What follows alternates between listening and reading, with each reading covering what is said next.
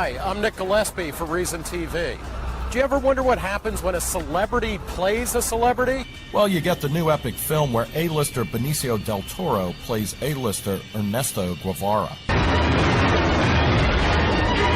The union of the two supernovas was so intense that Cannes, the glitziest film festival of them all, had little choice but to honor Del Toro with the award for Best Actor. Benicio del Toro. The man Del Toro depicted shot to a level of stardom that few A-listers reach, the one-word name. Before there was Oprah, Bono, or Madonna, there was Che. Che's the celebrity that celebrities adore. That's him on Johnny Depp's neck. And Che is just about all Gisele Bündchen is wearing. Che burst onto the scene a half-century ago as an idealistic revolutionary who helped found communist Cuba. Today his rebellious image is used to sell countless products: beer, flasks, belt buckles, lighters, fast food. Viva Gordita! The best-known Che product is the T-shirt. The Che shirts are so popular that you can buy a T-shirt with the famous T-shirt on it. Go to most any kind of protest and you're bound to see Che. And from hip-hop to rock to pop, musicians really dig Che. But is this a case of unrequited love? He hates artists. So how is it possible that artists still today support the image of Che Guevara? Paquito de Rivera met Che once and recalls how hostile he was to de Rivera's dream of becoming a musician. Che was an inspiration for me because ever since I thought I had to get out of this island as soon as I can because I am in the wrong place at the wrong time. Mr. Paquito de Rivera. De Rivera did escape Cuba, and so far he's won 9 Grammy Awards playing the kind of music Che tried to silence. Rock and roll as well as jazz was what they call imperialist music. In the 60s and 70s, foreigner culture was vetoed there. While Americans were fainting over the Beatles, de Rivera says Cuban fans resorted to slipping the Fab Four's records into album covers of government-approved performers.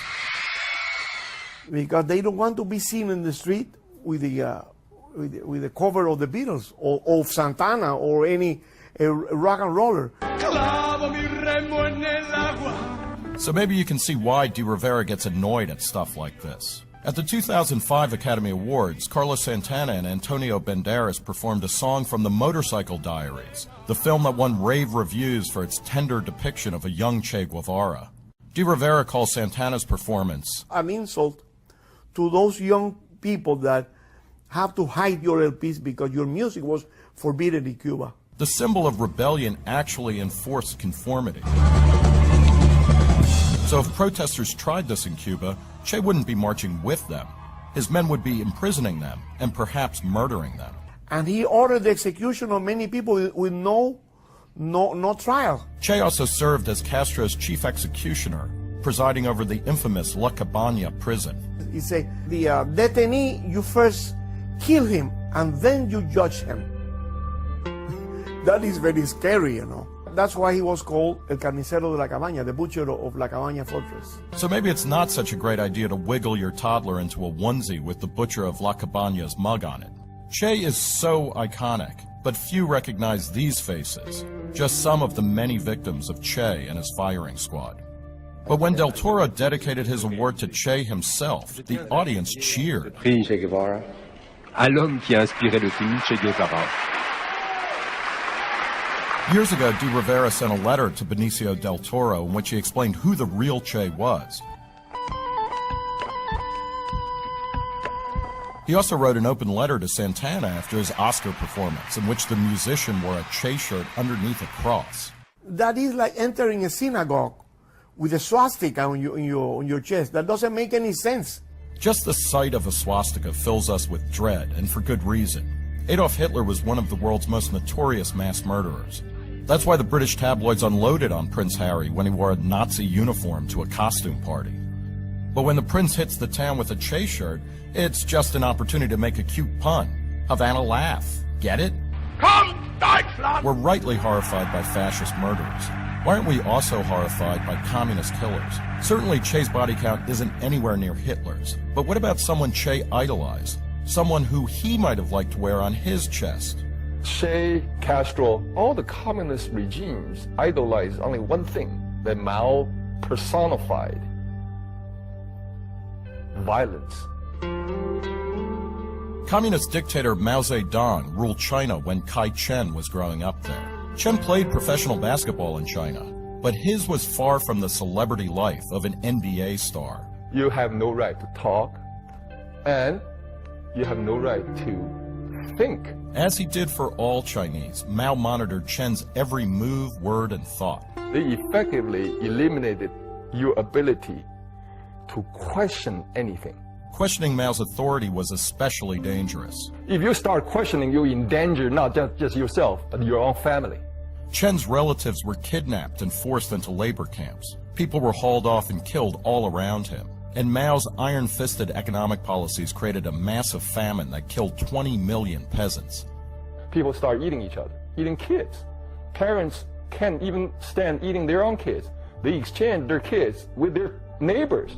Calculating communism's death toll is a difficult task, but one taken on by the Black Book of Communism. The book's authors, themselves former communists, estimate that Mao is responsible for the deaths of 65 million people. That's vastly more than even Hitler's body count. Mao is a murderer, the biggest mass murderer in human history. Certainly no one would use the image of the biggest mass murderer in human history to move merchandise. Then again, maybe Mao is the new Che. You can buy Mao watches, commuter mugs, caps, and t-shirts. You can go all-out kitsch and tell the world that Mao is your homeboy. Just a couple miles from Chen's Los Angeles home, he encounters a store selling Mao shirts. And a few doors down, there's a restaurant named after Mao. If there's an emblem in there with swastika, how people going to react? Can you imagine a restaurant called Hitler's Kitchen? Vendors selling Hitler mugs or t-shirts boasting that Hitler is your homeboy. When I see this is that I see tears, I see blood. Neither Chen nor de Rivera understands why communist killers are considered chic, but each finds his own way to have the last laugh.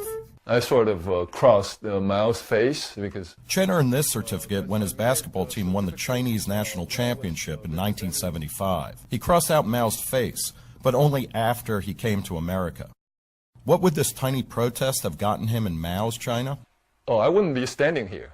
I wouldn't be standing here talking to you. Sometimes it makes me feel happy when I see somebody with those t-shirts. De Rivera relishes the irony that a communist would turn into a commodity. His success have been in the area of human activity that he hates the most, marketing. Che Guevara is the king of marketing. I love it.